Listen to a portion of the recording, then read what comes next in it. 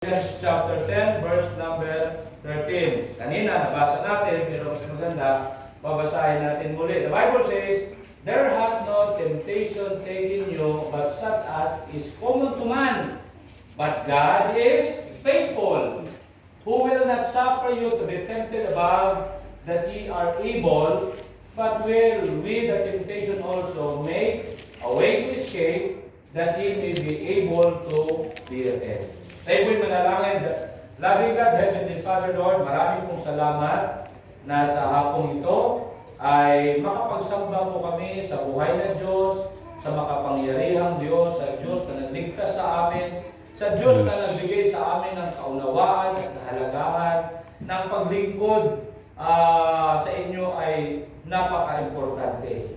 At nagpapasalamat din kami na mayroon po kaming bisita ngayon, Pastor Joyce and his family, Richard Ezekiel, Missionary Rachel, and also yung kasama niya si Ma'am Mitch. Panginoon, hiling po namin na sa oras na ito, mangusap ka po muli para ikaw po ay, o ang inyong pong mensahe aming maintindihan, and by your grace, dapat po namin gagawin ito upang ang aming pong buhay ay magiging kaaya-aya sa inyong pong harapan. Salamat po sa mga tatay ng simbahang ito na sila po ay nandyan lang upang umalalay sa pastor at nagiging kabahagi, katulong para sa pag-unlad ng inyong pong iglesia. Panginoon, pagpalain niyo po sila at sana Lord, ang mensahe ito ay makapagbigay hamon hindi lang sa mga tatay kundi lahat sa amin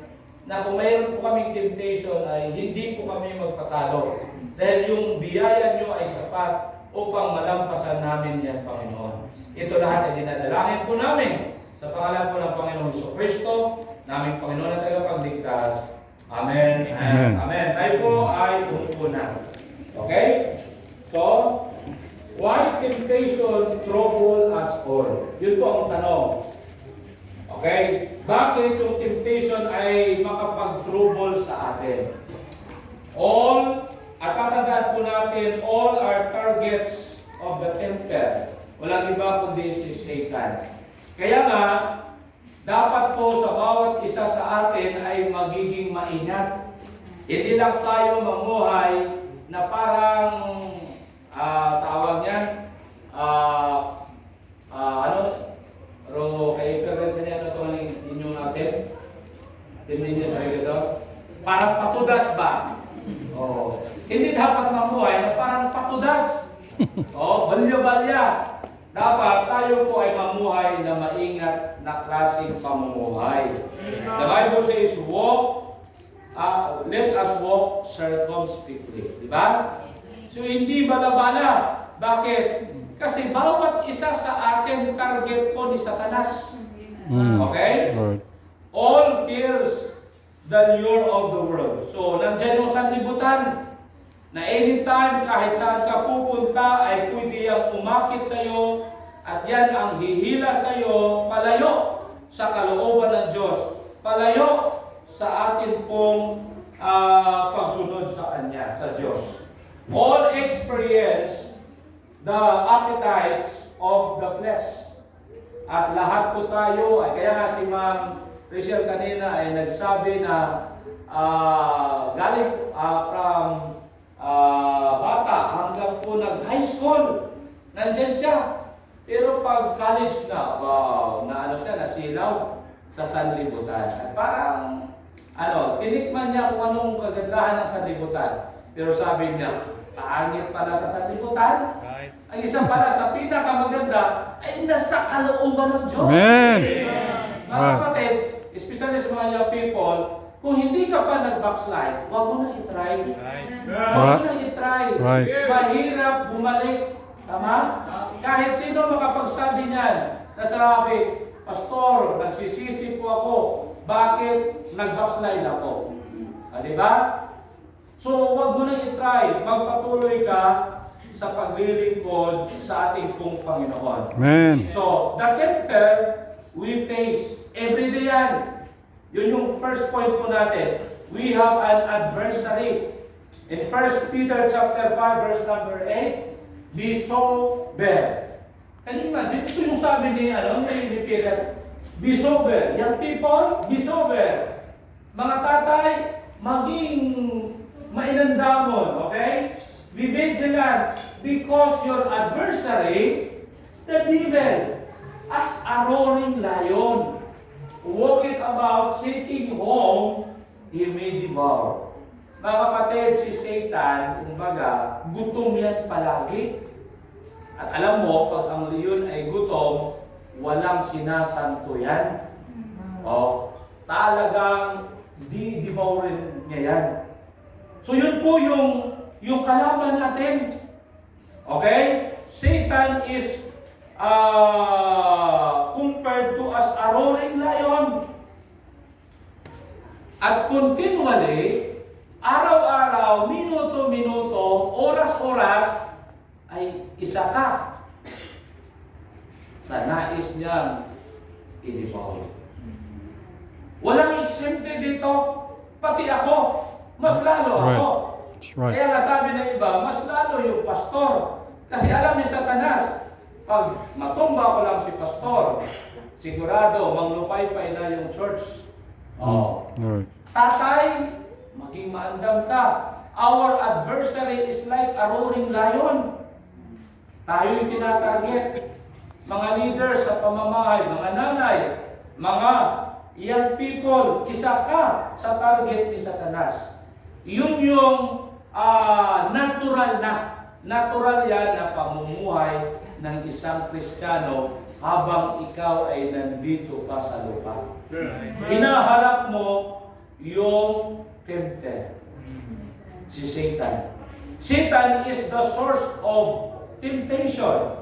Temptation ay ito po ay nagsimula pa sa Garden of Eden di ba? That's right. In Genesis chapter 3, doon natin makikita si Jesus in Matthew chapter 4 nakaranas ng temptation, lust of the flesh, lust of the eye, and the pride of life. Ay nandyan. Ito po, grabe, walang hiya talaga si Satanas.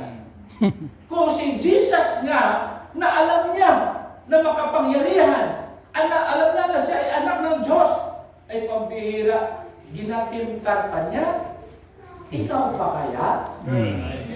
Hindi ka maging kampante. Alam niyo, ganito, okay lang mag-preach ako nito, pero mamaya po hindi ako tirahon ni Satanas. That's right. O, di ba? Mayan ko yun magtira, ha? O, ito. Silang to, hindi ko yan titirahin kasi para simple-simple na silang to, patulog-tulog lang siya. Ikaw yun nga nag-preach, ikaw yung titirahin ko. Ganon si Satan. Pero, ang pinakamaganda, alam po natin yan, God is faithful. Amen? Amen. Na tutulong sa'yo. His grace is sufficient para hindi ka niya matatalo. Kaya nga, Father, or lahat ng mga Kristiyano must win the temptation. The tempter is a deceiver. Yun po yung makita po natin. Siya po ay mandaraya talaga. In 2 Corinthians chapter 11 verse number 3. Basahin po natin. The Bible says, 2 Corinthians chapter 11 verse 3.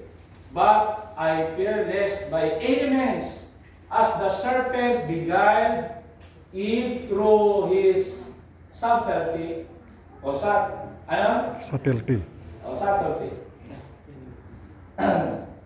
So your mind should be corrupted from the simplicity that is in Christ. Mag-ingat kita sa ginatawag katusuhan. O, tuso siya. O, ganun po si Satan. Napakatuso siya. He is a deceiver. And not only that, he is a liar. The tempter is a liar. In John chapter 8, verse 44, ye are of your father, the devil, and the lust of your father ye will do. Ano siya? He was a murderer from the beginning, and abode not in the truth, because there is no truth in him. Okay, liar, sinungaling. When he speaketh a lie, he speaketh of his own. For he is a liar and the father of it. Yan po yung hinaharap natin na kalaban. Araw-araw yan. Sa tatay, sa pastor, sa asawa ng pastor, sa mga anak ng pastor, sa mga young people, sa mga matatandang miyembro, hinaharap natin yan. Amen. Right. Yung liar na to, sino yan? Si Satan. Okay, ano pa siya? The tempter is a thief. Oh, ano yung thief? Magnanakaw, manakaw kung sa aton. In John chapter 10, verse number 10, the Bible says, the thief, si Satan, cometh not but for to steal, and to kill, and to destroy. Yun yung layunin na Satanas sa bawat isa po sa atin. Okay? Tatakawan niya tayo. Okay? Ano pa? Kung may chance, i-kill ka niya. At talagang i-destroy niya yung buhay natin. Ay mabuti nga si Missionary Richelle, nakabalik pa sa Panginoon, no? Amen. Pero yun yung kagandahan, ako'y naniniwala. Pag anak ka talaga ng Panginoon, kahit saan ka pa magpunta, kahit magbabackslide ka pa, darating pa rin ang Panginoon, darating pa rin ang araw, babalik ka sa Kanya. Bakit? Anak ka niya eh. Pero ang hindi lang maganda, yun lang. Babalik ka sa Kanya, puno ka na ng dungis, di ba? Babalik ka sa Kanya, pinagsawaan ka na ni Satan, di ba? Oh. Pero ang kagandahan, tuloy pa rin. Okay? Na ikaw ay naglilingkod sa Panginoon. At ang kagandahan, anuman dati tayo kapalpak, okay? Pinatawad tayo ng Panginoon. At lahat na kapalpakan natin ay talagang kinalimutan na niya. Yun po ang kagandahan ng ating Panginoon. Okay? Ano pa? We are equipped to win over His powerful enemy. In 1 John chapter 4, verse number 4. So, ganun po yung ating kalaban, si Satan. He is a deceiver. He is a liar. Thief. Ay talagang mahirap to kalabanin. Pero, ang pangako ng Panginoon ay napakaganda. Ang pangako ng Panginoon, kahit ano po ka-powerful yung kalaban natin, okay, ito yung sabi niya, ye are of God, little children, and have overcome them, because greater is He. Wow. Amen. Amen? Amen. Greater is He that is in you than he that is in the world. Okay?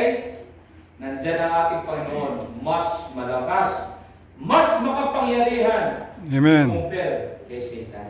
Right. Yun po yung Diyos. And not only that, sa text po natin, in 1 Corinthians chapter 10, verse 13, God is faithful. Alam mo kung bakit hindi po tayo matatalo? Alam mo kung bakit we are equipped to win? Because in reality, tayo pong mga Kristiyano, meron tayong banal na espiritu. Amen. Diba? Meron tayong banal na espiritu.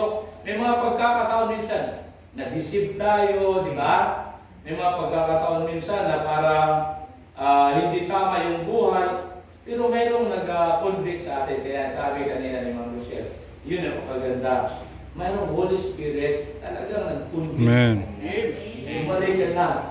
At saka, mas lalo pa kitang gagamitin. Amen. Mangyayari yan. Yun yung realidad sa buhay ng Kristiyano. The Bible says, after we heard the truth of salvation, yung banal na espiritu ay nanahan na sa atin. We are the temple of the Holy Spirit. We are now sealed with the Holy Spirit of God. As the Bible says, the Spirit itself beareth witness that we are now the children of God. Amen. Imagine, hindi ka matatalo dahil nga ikaw ay anak ng Diyos.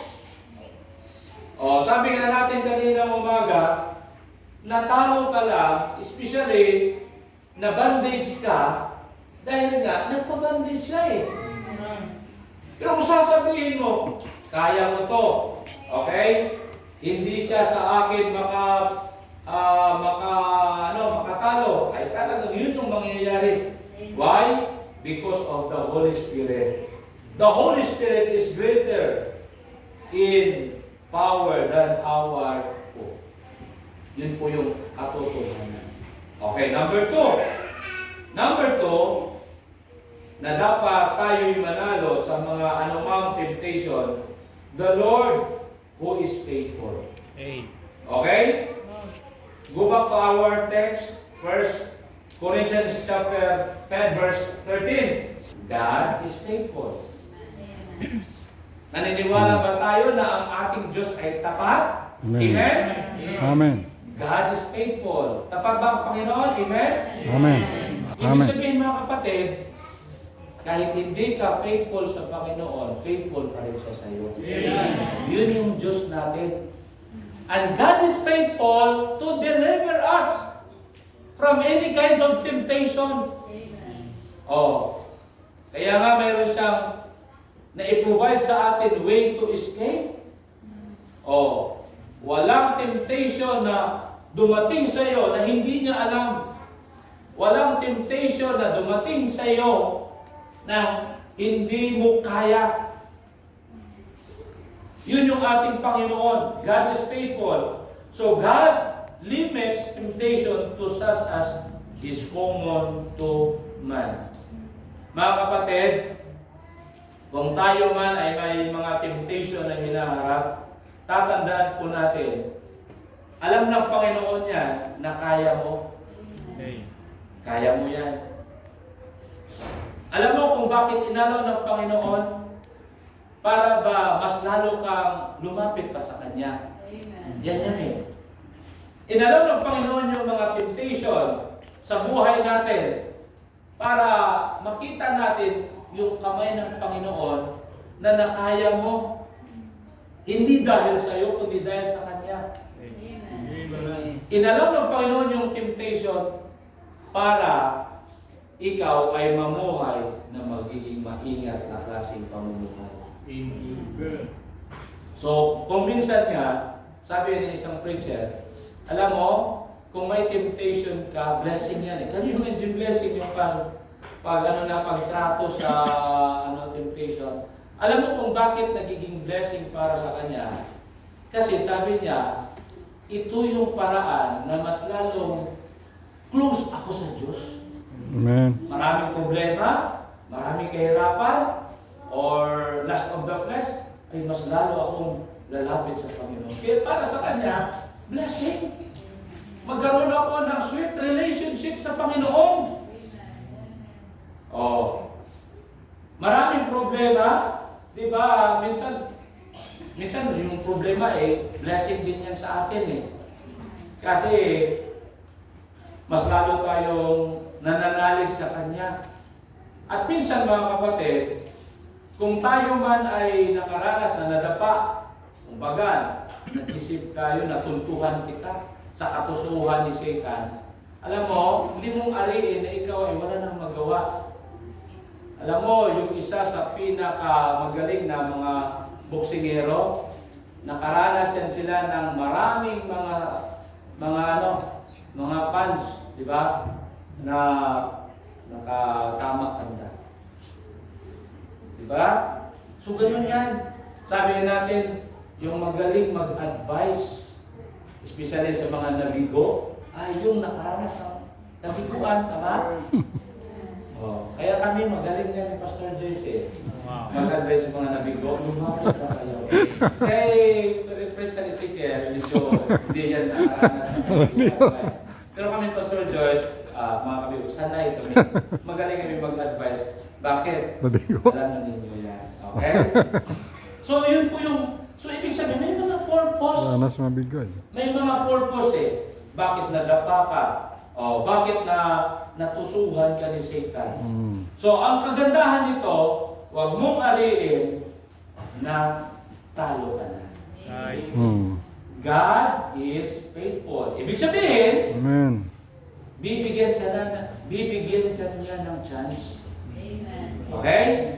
So, patuloy po tayo. So, God limits temptation to what we can resist. Yun yung kagandahan nito.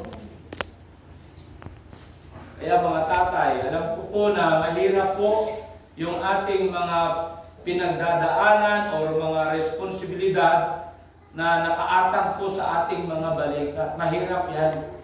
At kung hindi po tayo naging maingat nito, baka sasabihin mo, para lang makasurvive at para ma-provide ko ang mga pangangailangan ng aking anak, pamilya, baka sasabihin mo, kapit na lang muna ako nito sa patalim. Babaligyan lang muna ako ng sabok. Diba? Mga ganun yung iba. Hindi nga, ibaligyan ko na lang yung aking kaluluwa. Well, grabe na kahirap, no? Pero hindi dapat maging ganun. Right. Okay? Tatandaan po natin, yung temptation na ating hinaharap araw-araw, limitado yan. Ginlimitahan ni Diyos na ito ay kaya mo. Temptation cannot be above what you are able. Right. Wow. Di ba maganda? Amen. Kaya lahat ay pwedeng magiging panalo. Kaya nga, mayroon pa sabihin, pag nasa Panginoon ka, we are on the Winning side. Amen. We are not in a losing side. Winner tayo. Yun dapat ang ilagay natin sa isip. Magiging positibo lang tayo. Amen? Amen. Okay, next. Don't say don't say resisting is impossible for you. Imposible naman kasi, pastor, na ma-resist ko yan. Bihira lang pagkakataon ko. Bihira lang mangyari na gamitin ko ulit yung joke natin kanina na i-invite ako na mag-date ni Iguana. Iguana, ako ko ni si Iguana. Ano? Iguana. Iguana to. Bihira lang to. Iguana I-invite ko niya ito. ako. Mga lizard. Baka sabihin natin, kaya rusin ko na to. Iguana. Mga babae naman, pastor, bihira lang to. Na mapansin ako ni Derek Ramsey. Bihira lang to eh. May panga. Kasi yung panga niya eh, nakasangat na yan eh. Di ba? Talaga, nakakaakit yan. Bihira lang to, baka sabihin natin, anuhin ko lang muna eh. Panga. Grab the opportunities. Mapanga. Baka igana natin, di ba? Imposible yan, pastor. Bihira lang to, inubiran ako ng 1 million. Merong sabi ng isang missionary si Pastor Javier, meron siya kakilala, Kristiyano, sa abroad.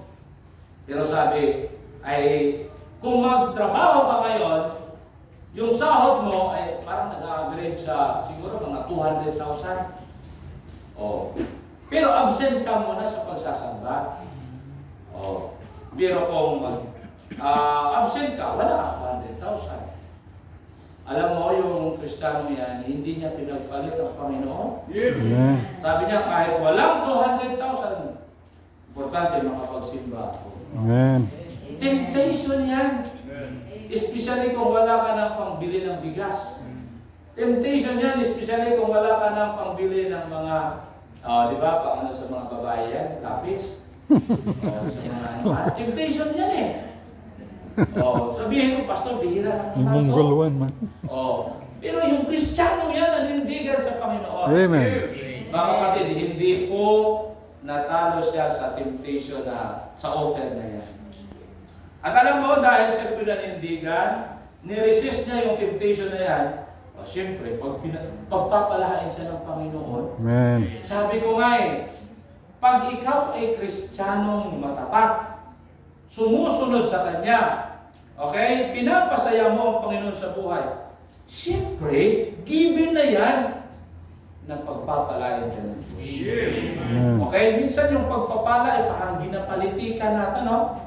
Parang, paano ba ako pagpapalain ng Diyos man? Paano ba? Ay nako, hindi dapat yan yung iniisip mo. Ang gagawin mo lang ay napakasimple. Pag-araw ng linggo, sa simbahan ka. Sa ibang araw, nagbabasa ka ng Bible. Pag may tao, sira mo ng gospel tracts, susulwiningin mo. Amen. Pag may income, tithes, 10% sa Panginoon. Iyan lang ang buhay ng Kristiyano. Right. Napakasimple. At sigurado, sabi ng Bible, ibibigay ko rin yung mga pangangailangan mo. God will supply all our needs. Tama? Mm. Hindi na dapat maging politikan pa hanggang nangyari. Hindi mo na-resist yung mga temptation. Anak po natin, tuso si Satanas.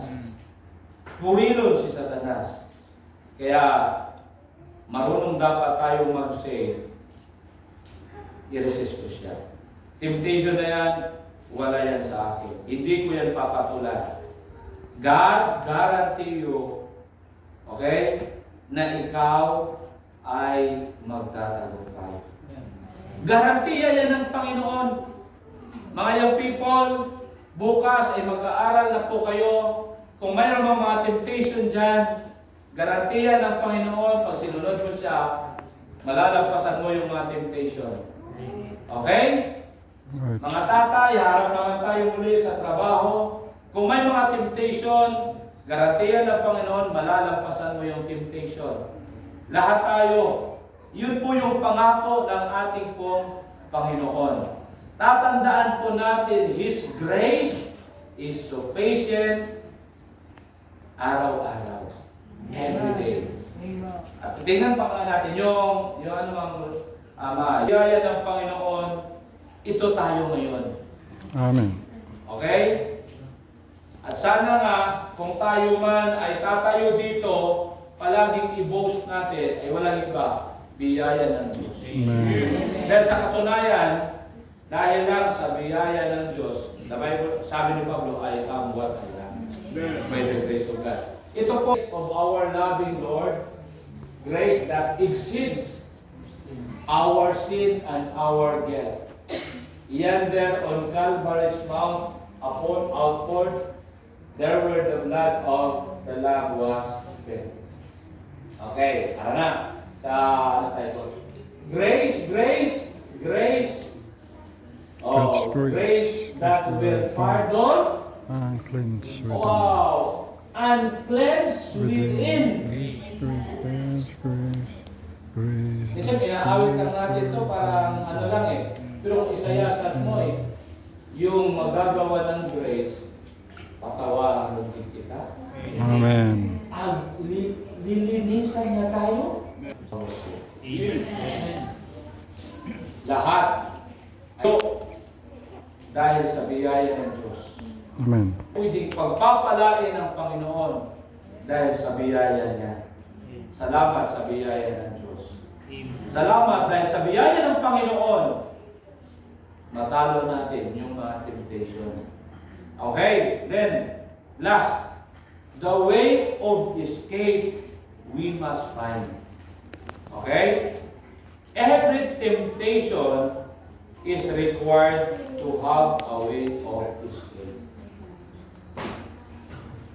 Sa lahat na temptation, mayroon tayong hinaharap.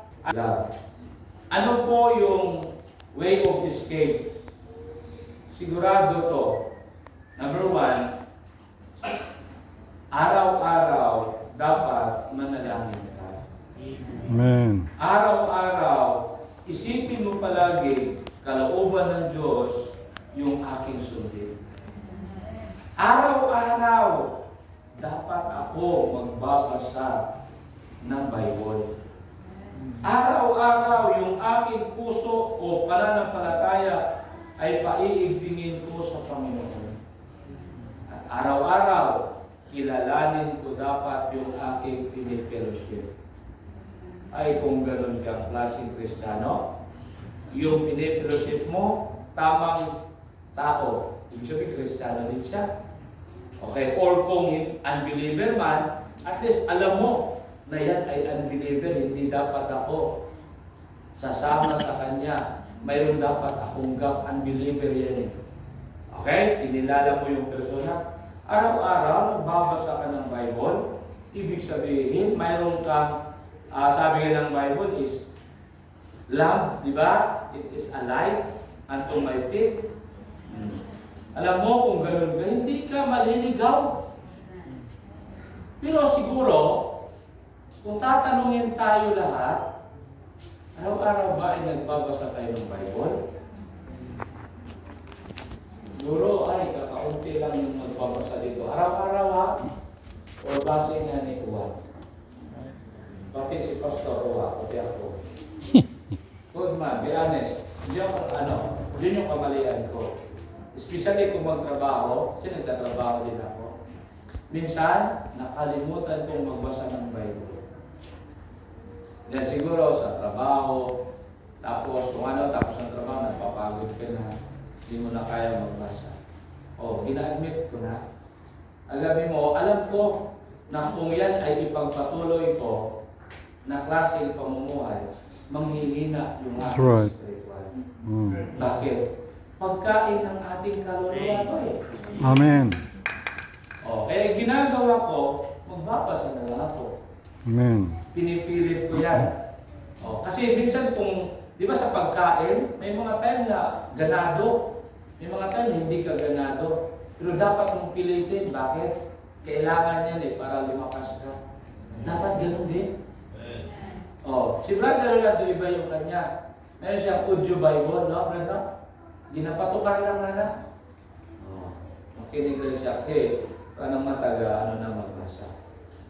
Mga young people, sana araw-araw nagbabasa kayo ng libro, nagbabasa kayo dyan ng mga pinag-aaralan ninyo sa blackboard.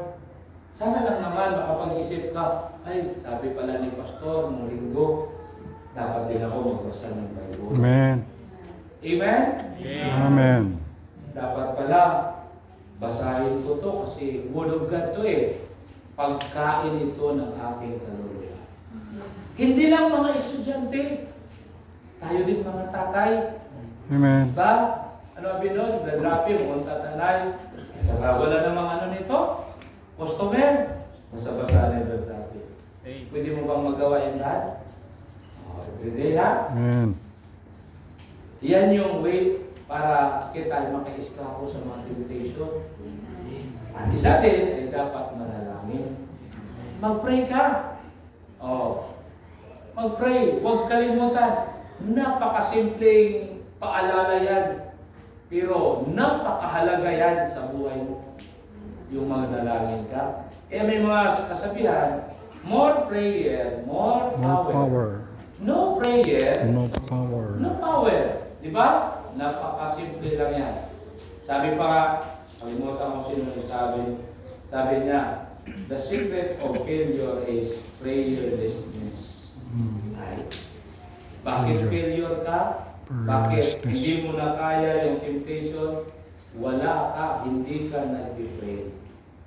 Kaya mag-pray. Yan yung way para maka-escape ka. At ano pa? Siguraduhin mo nandyan ka sa kalooban ng Diyos. Siguraduhin mo na ang iyong ginagawa ay isa din sa mga kinakasiyahan ng Panginoon. Ibig sabihin, pag alam mong mali yan, ay hindi ko na ito gagawin. Kasi mali ito hindi ito nasisiyahan ng Panginoon para sa akin Yun dapat ang gawin natin. Naintindihan natin? Amen?